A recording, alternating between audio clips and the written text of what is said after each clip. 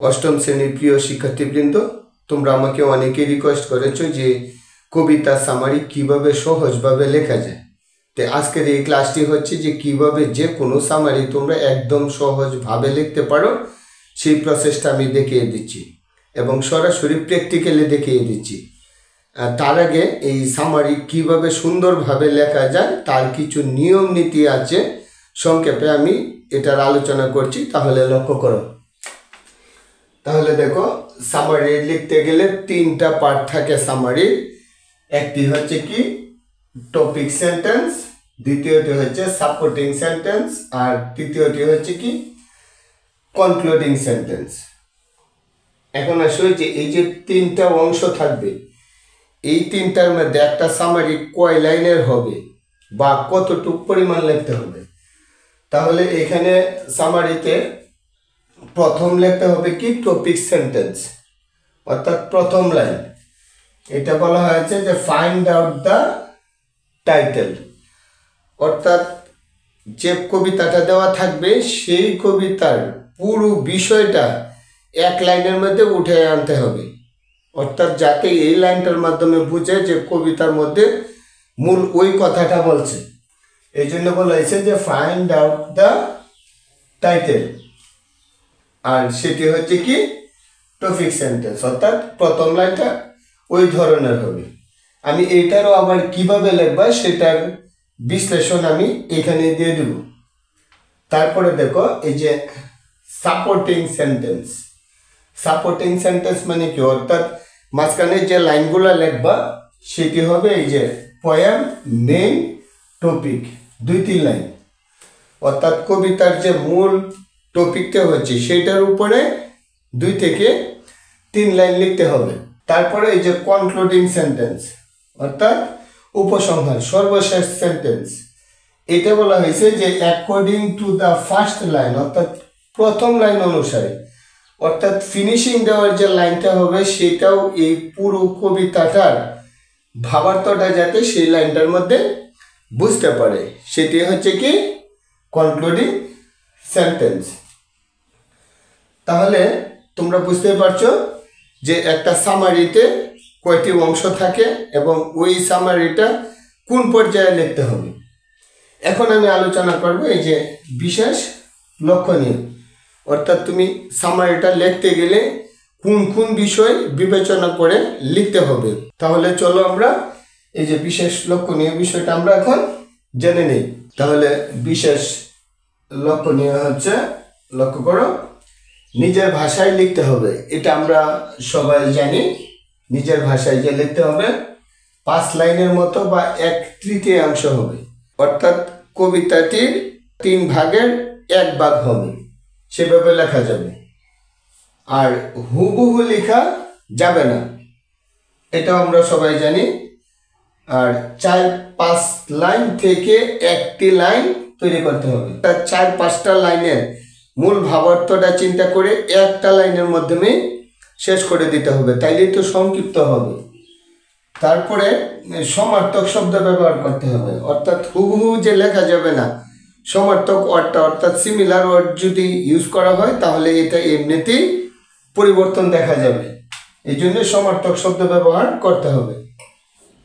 সবচেয়ে বেশি ইম্পর্টেন্ট যেটা, ব্যক্তিগত মতামত দেওয়া যাবে না, আমরা এইখানে অনেকেই ভুল করি। তারপরে ধারাবাহিকতা রাখতে হবে।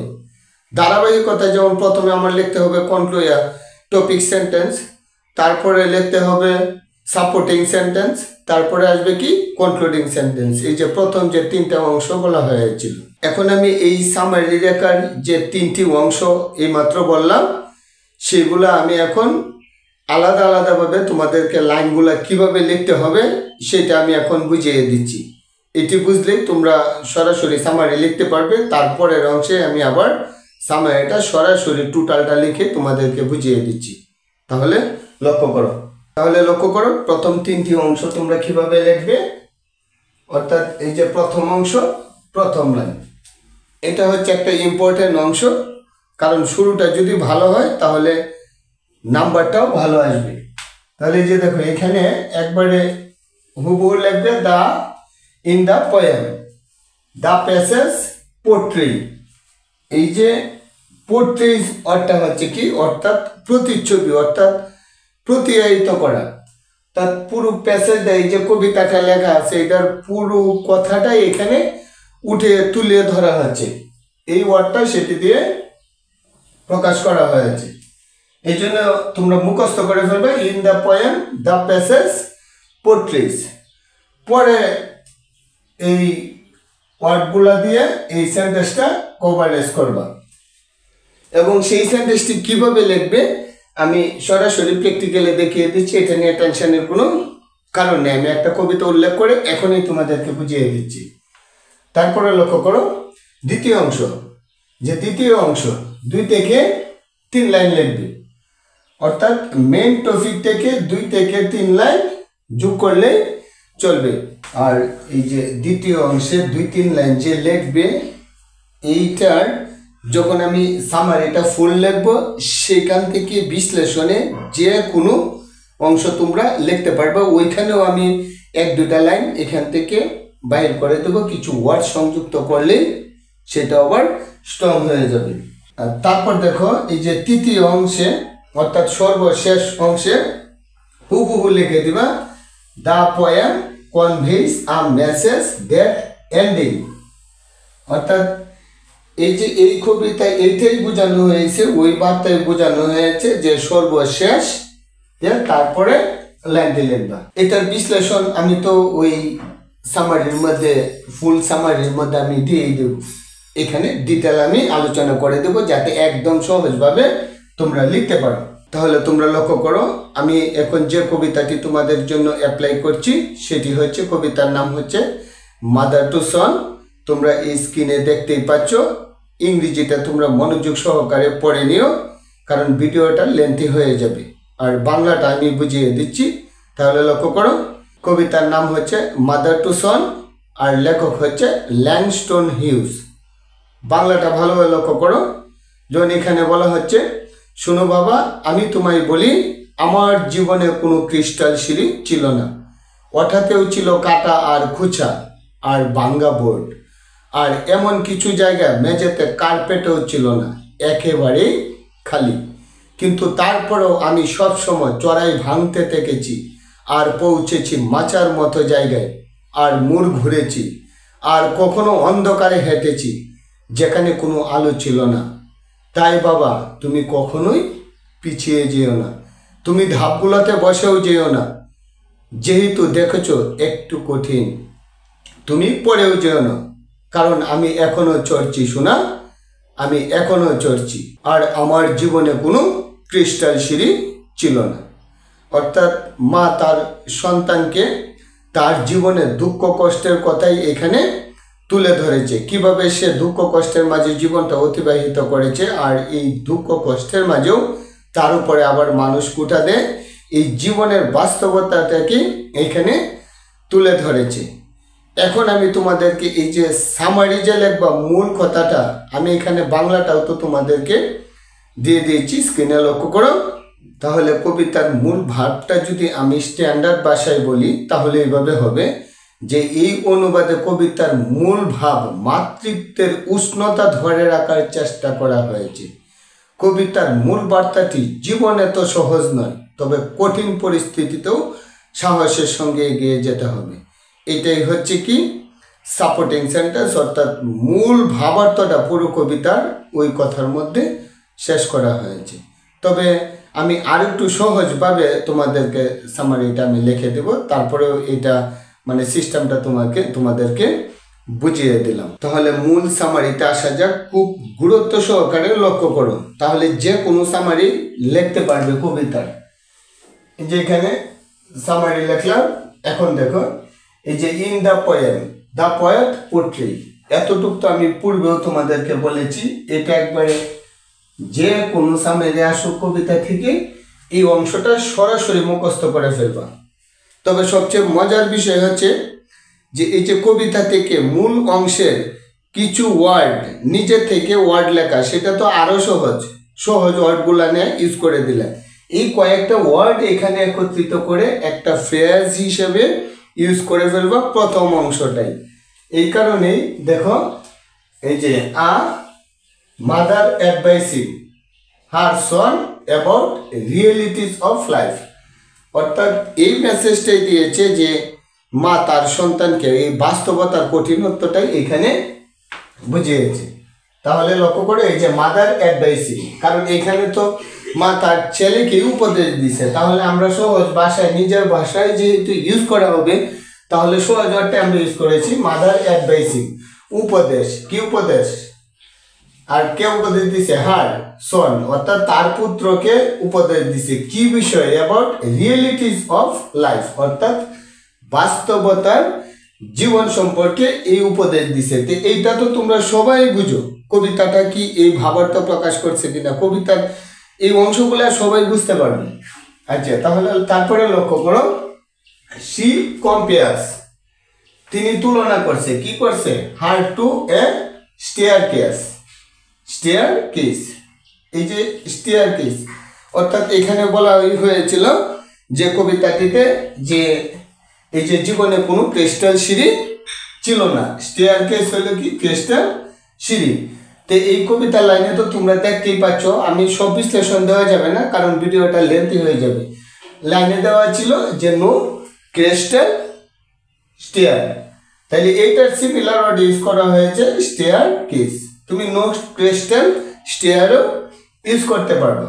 তো যাই হোক, এখন যে বিষয়টা হচ্ছে এই যে দ্যাট হ্যাজ বিন, এইটা যে কোনোতেই এই যে প্রথম অংশ যে লাইনটা লিখবা, প্রথম অংশটা, এই প্রথম অংশের পরে পরবর্তী যে সেন্টেন্স যুক্ত করবা এই যে 2-3 লাইন, এই মজার বিষয় হচ্ছে যে এই যে দ্যাট হ্যাজ বিন এই এতটুক লিখে পরে শুরু করবা। তাহলে এই অংশটা যে কোনো সামারিতে লিখতে পারবা। এখানে না দুঃখ কষ্ট নিয়ে লেখছে, সেটা যদি আনন্দদায়ক কোনো কিছুর সম্পর্কিত লেখে তাও তো অ্যাড করতে পারবা। আমরা অ্যাড করার সিস্টেমটা তোমরা অনেকে এখানে বুঝো না, এই জন্যই যে পরবর্তী লাইনটা যে কি লাইন যুক্ত করবে মূল অংশটা থেকে এই যে দ্যাট হ্যাজ বিন এইটা দিয়ে, যেহেতু কবিতার মধ্যে কষ্ট প্রকাশ করছে তাহলে হার্ডশিপ, আর দুঃখ যদি প্রকাশ করে তাহলে এই ডিফিকাল্টিজ ইউজ করলা।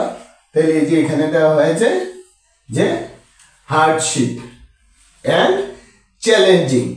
তাহলে কি বোঝানো হয়েছে এখানে? যেটাতে বোঝানো হয়েছে কঠিনত্ব। এখন যদি এখানে আনন্দ বোঝায় বা বাস্তবতার কোনো কিছু বোঝায়, এই ওয়ার্ড দুইটা লেখা তোমাদের জন্য কোনো বিষয়ই না। তাহলে এই যে চ্যালেঞ্জিং, বাস্তবতার এবং চ্যালেঞ্জিং করে যে তিনি জীবনের বাস্তবতাকে উপলব্ধি করে কঠিনত্বের মাঝে বেঁচে থেকেও তিনি হাল ছাড়েন নাই, তার ছেলেকেও হাল ছাড়তে বলে নাই। এটাও তো তার চ্যালেঞ্জের বিষয় ছিল এই কবিতায়, এই কারণে চ্যালেঞ্জিং ওয়ার্ডটা ইউজ করা হয়েছে। তাহলে আমরা যেহেতু ওয়ার্ড ইউজ করব, তাহলে আমাদের ভাষাতে যেহেতু ইউজ করা হবে তাহলে সহজ ওয়ার্ডটা তো আমরাই সিলেক্ট করব, তাহলে মূল বিষয় তখন তো এটা সহজেই হয়ে যাবে যে কোনো কবিতার জন্য। আর আরেকটি বিষয় হচ্ছে যে এই যে ডেসপাইট অফ দ্য, তারপরে লাইনটা যুক্ত করে দেবা ডেসপাইট অফ দিয়া, অর্থাৎ এইটা সত্ত্বেও, আনন্দ সত্ত্বেও, দুঃখ সত্ত্বেও, এই বাস্তবতার সত্ত্বেও যা কিছু এটা তো উপলব্ধি করতে পারবা তোমরা কবিতার মাধ্যমে। তাহলে ডেসপাইট অফ এই যে হার্ডশিপ, এখন যদি কঠিনত্ব আসে হার্ডশিপ দিবা, যাই কিছু আছে এটার ওয়ার্ডটাও তোমরা মানেটা বুঝতে পারবা। তারপরে শুরু করলে যে বাস্তব জীবনে কি অতিক্রম করেছে বা বাস্তবতার প্রেক্ষাপটে কি বুঝিয়েছে। she has, এই যে দেখো, she has overcome difficulties, তাহলে এই যে সে কি অতিক্রম করেছে? ওভারকাম মানে কি? সে অতিক্রম করেছে কি? কঠিনত্ব অতিক্রম করেছে। তাহলে এটাতে কি তো তার বাস্তবের কঠিন জীবনটাই তো উপলব্ধির এখানে বুঝিয়েছে এই কবিতায়। এই কারণে আমরা শুধু এটাই দিয়েছি এবং সহজ ভাষায় নিজের ভাষা ইউজ করা হয়েছে। তারপরে দেখো she encourage, তিনি কি করছে? উৎসাহ দিছে। কি উৎসাহ দিছে? her son, তার পুত্রকে, টু অ্যাডভান্স, অগ্রসর হইতে, not to give up, how difficult the life becomes, অর্থাৎ এই তার সন্তানকে এটাই উপদেশ দিছিল যে আমি দুঃখ কষ্টের মাঝে বেড়ে উঠেছি, এখনো হাল ছাড়ি নাই, তুমিও কখনো থেমে থেকো না। তাহলে আমরা এই ভাবার্থটা এখানে প্রকাশ করা হয়েছে, she has become overcome difficulties. She encouraged her son to advance, not to give up how difficult the life becomes. তাহলে এই যে মাঝখানে যে 3-4 লাইন অথবা 2-3 লাইন লিখবা, এটা তো যখন আমি দুইটা ফাউন্ডেশন এখানে দিয়েছি, এই দুইটা ফাউন্ডেশনই ওই 3টা লাইন তোমরা সহজভাবে অ্যাড করে দিতে পারবে। এই কারণে এই যে প্রথম অংশটা মুখস্থ করবে, তারপরে দ্যাট হ্যাজ বিন মুখস্থ করবে, তারপরে ডেসপাইট অফ মুখস্থ করলেই তোমরা মিডিলের লাইনগুলো লিখতে পারবে আশা করি। আর সর্বশেষ দেখো, সর্বশেষ লাইনটা আমি ফিক্স করে দিচ্ছি। যেমন এই যে এখানে the poem a message, sorry এখানে একটা ওয়ার্ড বাদ পড়েছে, অর্থাৎ কনভেজ। কনভেজ মানে কি? বোঝানো হয়েছে, অর্থাৎ the poem conveys a message. এইটাই, এই বার্তাটাই এই কবিতায় বোঝানো হয়েছে দ্যাট, যেটা এন্ডিং, যা সর্বশেষে। তাহলে এই যে the poem conveys a message ending, that ending, এটা যে কোনো কবিতায় আসুক, সামারিতে তোমরা এটা হুবহু লিখতে পারবে, কারণ এটা প্রত্যেকটার জন্য একই সিস্টেম।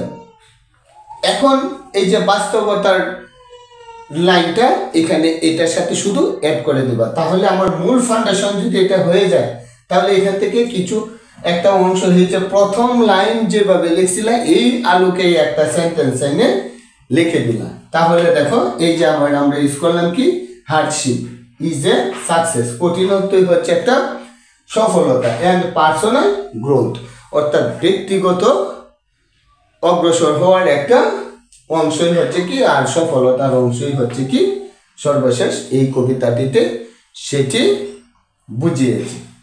তাহলে এই যে মূল ফাউন্ডেশন যদি হয়ে যায়, যে এতটুকু অংশ প্রথম মুখস্থ করলাম, তারপরে এই যে দ্যাট হ্যাজ বিন মুখস্থ করলাম, ডেসপাইট অফ মুখস্থ করলাম, are the poem conveys a message that ending, এটা যদি মুখস্থ করো, তাহলে কি কবিতাটা কয়েকবার পড়লে মূল ভাবার্থটা দে তোমার নিজের আলোকে ওয়ার্ডগুলো অবশ্যই বসিয়ে একটি সেন্টেন্স তৈরি করে পরিপূর্ণ একটি সামারি লিখতে পারবে।